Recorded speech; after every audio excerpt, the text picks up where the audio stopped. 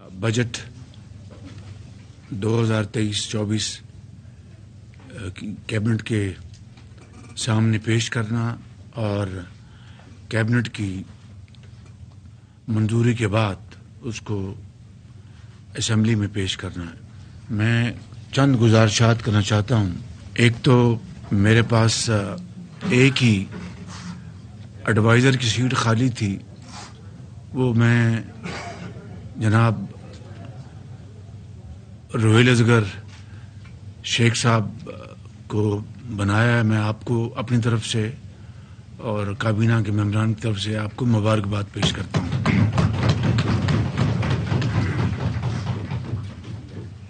اور مجھے پوری امید ہے کہ آپ ان جو باقی وقت ہے اس میں آپ پوری محنت سے اپنی اس پوزیشن کی ذمہ داری نبھائیں گے۔ آپ نے دیکھا کل وزیر خزانہ نے جو ہماری اکانومی کی صورتحال ہے اس کے اوپر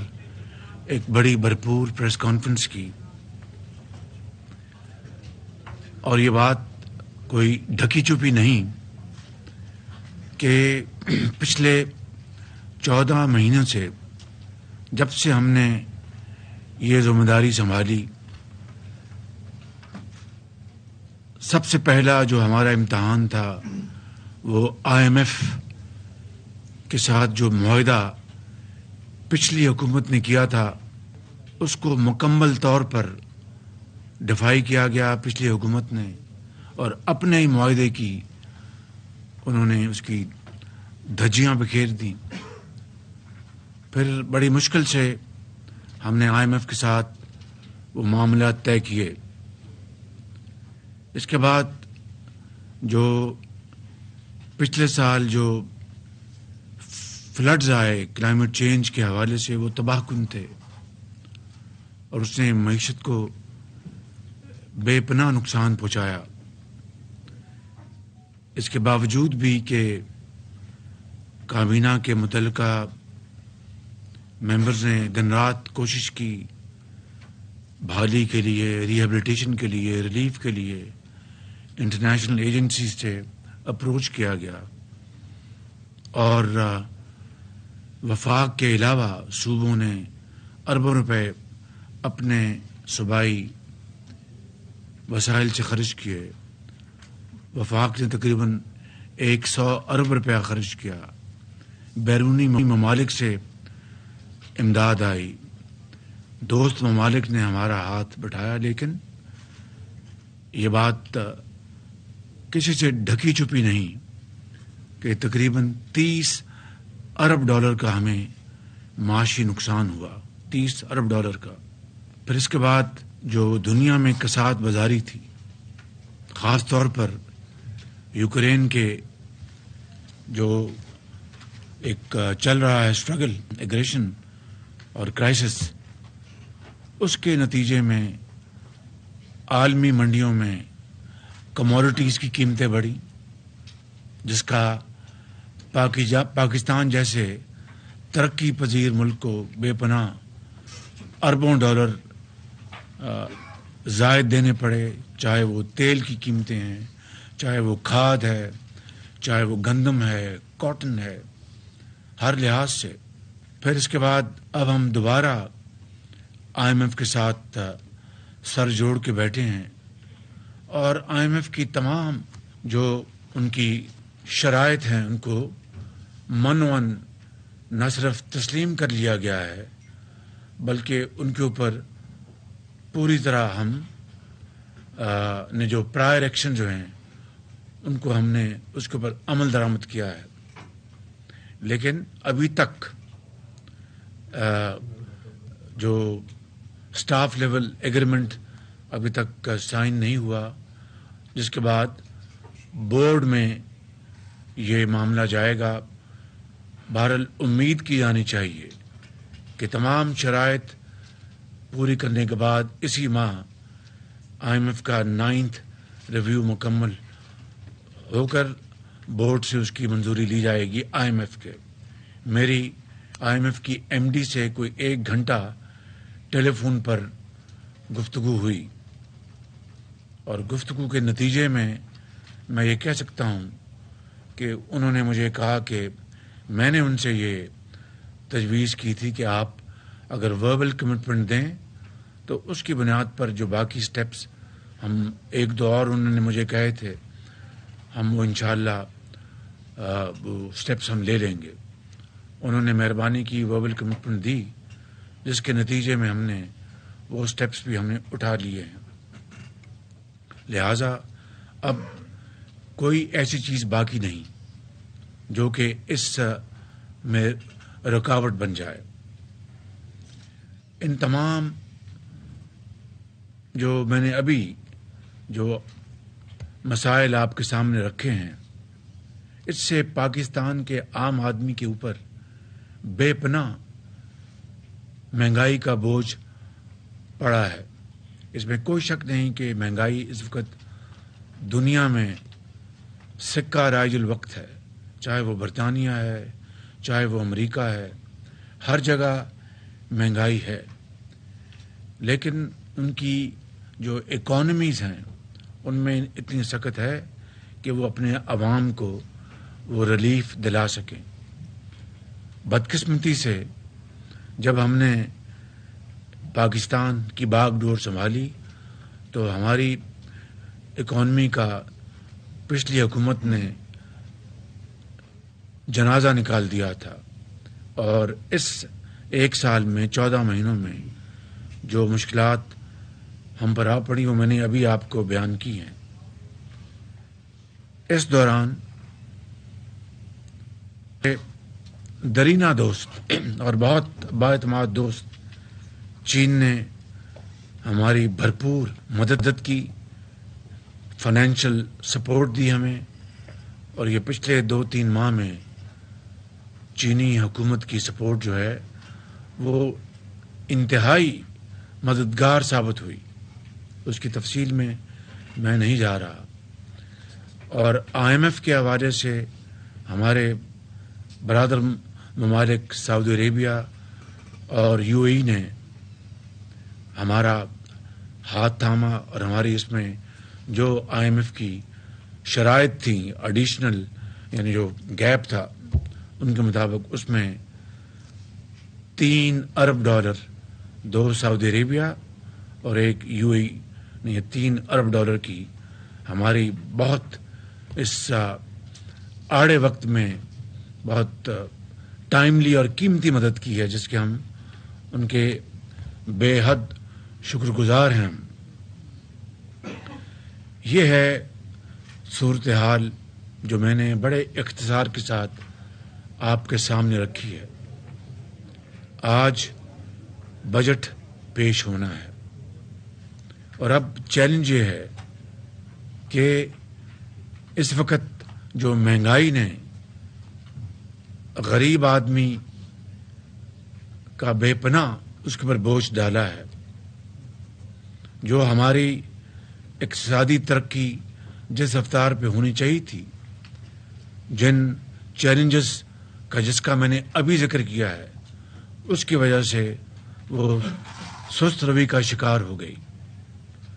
یہ ایک اللہ تعالیٰ کا بے پایاں فضل و کرم ہے کہ ہمارا جو کرنٹ ڈیفیسٹ ہے اس میں بہت پچھلے مہینوں میں بڑی بہتری آئی، اور کرنٹ ڈیفیسٹ ہمارا کم ہو کر آلموسٹ ان 10 مہینوں میں کرنٹ ڈیفیسٹ میں 10 بلین کمی آئی، اور اس سے یہ سکڑ کر $3.3 بلین پہ رہ گیا. یہ ایک بہت بڑی ایک پازیٹیو ہے. مگر دوسری طرف جو فارن ایکسچینج کے ہمارے جو وسائل ہیں وہ بڑے ان کے اوپر بہت بوجھ ہے، تو ظاہر ہے کہ ہماری جو امپورٹ جو رجیم ہے وہ اس میں پریورٹی ہے، اور اس کی وجہ سے ہماری جو ایکٹیویٹی ہے اس میں ظاہر ہے کمی آئی ہے. تو یہ سارے جو میں نے آپ کو چیلنجز بیان کیے ہیں اس کے لیے پوری کوشش جاری ہے. اور یہ بجٹ جو ابھی آپ کے سامنے پیش کیا جا رہا ہے، میں نے اپنے آنریبل ممبرز کی معاونت میں ان کی مشاورت کے ساتھ وزیر خزانہ اور ان کی ٹیم کے ساتھ اور پاکستان کے جو اسٹیک ہولڈرز ہیں، کاروباری حضرات، زرعی فیلڈ سے جن کا تعلق ہے، آئی ٹی سے جن کا تعلق ہے، ایکسپورٹرز، ہم نے پچھلے ہفتے ڈیڑھ ہفتے میں کئی ان کے ساتھ میٹنگز کی، اور اس کا خلاصہ یہ ہے کہ ہمیں جو ہماری جو زرعی شعبہ ہے اس میں ہمیں بہت جلد اچھے نتائج مل سکتے ہیں اگر ہم اس میں کوئی ٹھوس اقدامات اٹھائیں۔ صرف اس بات پہ خوش ہو جانا کہ چونکہ کسان کو گندم کی قیمت اچھی ملی تو بمپر کراپ ہوئی، یہ اللہ تعالیٰ کا بے پایاں فضل و کرم ہے، اور یقیناً کسان اس کو اچھی قیمت ملی اور اس نے محنت کی، لیکن کیا ہم 75 سالوں میں ان ممالک کے مقابلے میں جن کی ان مدات میں ییلڈ دگنی ہو چکی ہے، دگنی سے بھی بڑھ چکی ہے، کیا ہم اس میں کوئی پیش رفت کی؟ تو میرا جواب ہے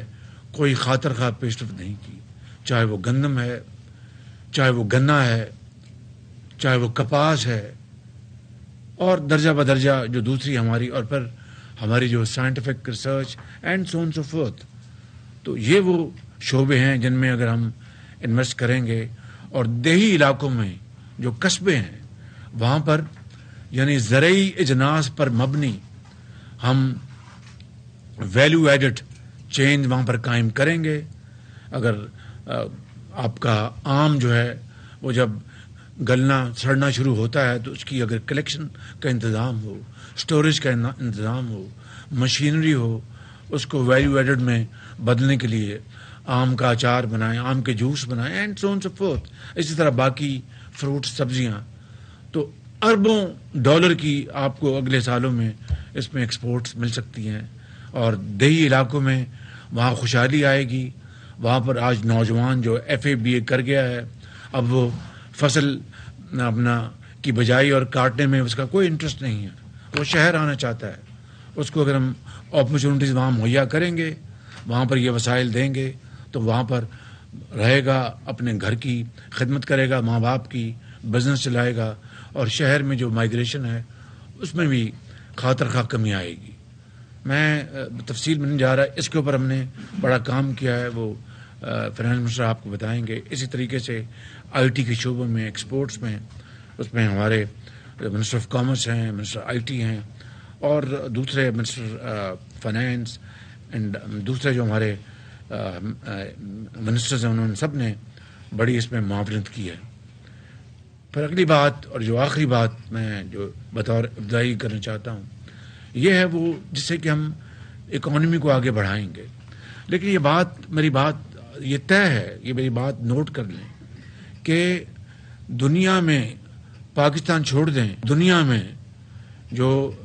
معیشت کا پہیہ جڑا ہوا ہے سیاسی استحکام کے ساتھ، اگر ملک کسی بھی ملک میں، چاہے وہ پاکستان ہو، کسی بھی ملک کے اگر سیاسی استحکام نہیں ہوگا تو وہاں پر معیشت ترقی تو دور کی بات ہے، تباہ ہو جائے گی۔ آپ 70 کی دہائی میں جب یورپ میں بڑے بڑے پروٹیسٹ ہوئے، دیکھ لیجئے کہ ان کی اکانومیوں کا ان کی وہ جنازہ نکل گیا۔ اس طرح کی دنیا میں کئی عصر حاضر کی مثالیں موجود ہیں۔ تو پاکستان میں پچھلے ایک سال سے جو یہاں پر پولیٹیکل انسٹیبلٹی کی بھرپور کوشش کی جا رہی ہے، اس کے لیے جو اپنا ذرائع تلاش کیے گئے، اس کے لیے جو بیانیہ اختیار کیا گیا، اس کے لیے جو جتھے بندی کی گئی، اس سے اس ملک کے اندر ایک سیاسی طوفان آیا، ایک سیاسی ہلچل نہیں بلکہ ایک طوفان آیا، طوفان جس نے کہ معاش کے پہیے کو جام کر دیا۔ فورن ڈائریکٹ انویسٹمنٹ وہ آلموسٹ ختم ہو گئی، ملک کے اندر جو سرمایہ کار ہیں وہ رک گئے، اور جو سندوں کی چمنیوں سے دھواں نکلنا بند ہو گیا۔ تو یہ وہ سب سے بڑا الارمنگ فیکٹر ہے کہ اگر سیاسی استحکام کے بغیر آپ اربوں کھربوں ڈالر جھونک دیں اس کا کوئی نتیجہ نکلے گا۔ اس لیے سیاسی استحکام لانے کے لیے ہم سب اس کے اوپر یکسو ہیں۔ اسٹیٹ آف پاکستان یکسو ہے، ادارے یکسو ہیں کہ سیاسی استحکام لائیں گے تو یہ معاملہ آگے چلے گا۔ آخری بات یہ عرض کرنا چاہتا ہوں کہ غریب آدمی، جس طرح میں نے شروع میں نے کہا کہ وہ بیچارہ پس گیا ہے، اس کی تنخواہ اگر اس میں خاطر خواہ اضافہ نہ کیا گیا تو میں سمجھتا ہوں کہ جتنے بھی مشکل اور نامساعد حالات ہیں، یہ ہماری بہت بڑی ذمہ داری ہے کہ ہمیں کم از کم اس کی تنخواہ میں اتنا اضافہ کریں جس سے کہ وہ اپنے بال بچوں کا جو پیٹ جو ہے وہ ان کو پال لے اور ان کی جو بنیادی ضروریات کو وہ پورا کر لے۔ اسی طرح پینشنرز ہیں، ان کی پینشن میں ریٹائرڈ لوگ اس انفلیشن سے ان کی پینشنیں آدھی سے بھی کم ہو گئیں، ان کی تنخواہیں آدھی سے بھی کم ہو گئیں، تو اس لیے پینشنرز کا ہمیں خیال کرنا ہے۔ یہ وہ دو ایشوز ہیں جو آج آپ کے سامنے پیش ہوں گے، آپ نے رائے دینی ہے اور اس کے مطابق پر انشاءاللہ ہم آگے چلیں گے۔ میرا یہ یقین ہے کہ ان تمام تر مشکلات کے باوجود، دیکھیے کہ بمپر ویٹ کی کراپ ہوئی، اللہ تعالیٰ نے بڑا فضل کیا، 10 سالوں میں یہ سب سے بڑی گندم کی، اور اسی طرح کاٹن میں جو کاٹن کی قیمت اناؤنس کی گئی، کاٹن کا جو ایریا ہے اس میں خاطر خواہ اضافہ ہوا جس میں کاٹن کی بجائی کی گئی ہے، اور امید کی جانی چاہیے کہ اس مد میں ہمیں اللہ تعالیٰ اپنا کرم فرمائیں گے۔ پھر ہم کوشش کر رہے ہیں کہ گیس کی قیمتیں دنیا میں نیچے آ رہی ہیں، کہیں سے ہمیں گیس کا نیا کانٹریکٹ مل جائے جس سے کہ اس وقت جو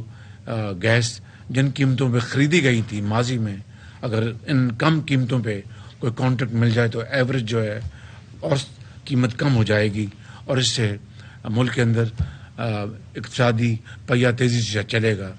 بجلی کی ایک بہت بڑا چیلنج ہے، آپ جانتے ہیں، آج اس کے لیے وقت نہیں، آپ نے پیچھے پریزنٹیشن بھی لی تھی۔ میں ان الفاظ کے ساتھ آپ سب کا بہت شکر گزار ہوں۔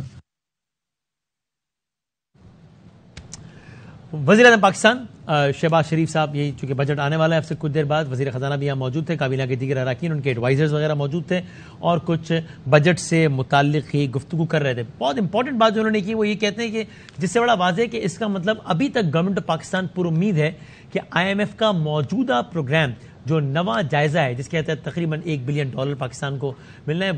وہ قسط ابھی بھی آ جائے گی۔ آج پھر وزیر اعظم پاکستان نے بتایا کہ کس طرح انہوں نے IMF کی متعلقہ عہدیدار سے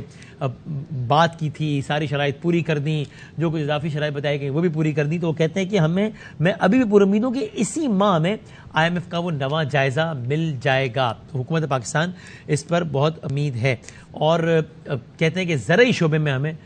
مزید جو ہے وہ زرعی شعبہ ایک ایسا شعبہ ہے کہ جس میں کام کر کے فوری طور پر اور اچھے نتائج حاصل کیے جا سکتے ہیں۔ ان کی بات سے لگتا ہے کہ شاید زراعت کے شعبے کے حوالے سے ان کو بریف کیا گیا وہ یہ کہ اس پہ کچھ خاص محنت کرنی چاہیے کہ یہ ایک ایسا شعبہ ان کو نظر آتا ہے کہ جو فوری طور پر اور اچھے نتائج دے سکتا ہے۔ پینشنرز کے حوالے سے یہ بات کی کہ ان کا ہمیں خیال کرنا ہوگا کہ پریکٹیکلی اسپیکنگ مہنگائی کی وجہ سے ان کی جو رقم ہے اس کی جو ورتھ ہے وہ آدھی ہو گئی ہے، تو ہمیں پینشنرز کا بھی خیال کرنا ہوگا۔ تو جس طرح ہم سن بھی رہے تھے کہ پینشنرز میں کوئی 30% کے آس پاس کوئی اضافہ شاید ہو، تو وہ بھی اس بات سے یہ بھی لگتا ہے، اور کہتے ہیں کہ سیاسی استحکام بہرحال بہت زیادہ ضروری ہے۔ لیکن بات اصل وہ یہ کہتے ہیں کہ IMF کی ہم نے تمام تر شرائط کو تسلیم کر لیا ہے۔ تو یہ جو سوال آ رہا تھا کہ کیا گورنمنٹ یہ سوچ رہی ہے کہ بس فی الحال یہ والا IMF کا جائزہ، IMF کا پروگرام ختم، یہ والا بجٹ IMF کی قید سے آزاد بنا لیں، پھر اگلی حکومت جس کی بھی آئے گی، اسی گورنمنٹ کی یا جس کی بھی آئے گی، وہ ایک نیا پروگرام نیگوشیٹ کرے گا۔ لیکن ایسا نہیں ہے۔ وزیر اعظم پاکستان آفیشلی کہہ رہے ہیں کہ ہمیں امید ہے، ہم نے تمام تر شرائط مان لی ہے کہ اسی ماہ ہمیں IMF سے یہ پیسے مل جائیں گے، جو کہ نومبر سے جس کا مسئلہ چل رہا ہے۔ دیکھتے ہیں کہ کیا ہوتا ہے۔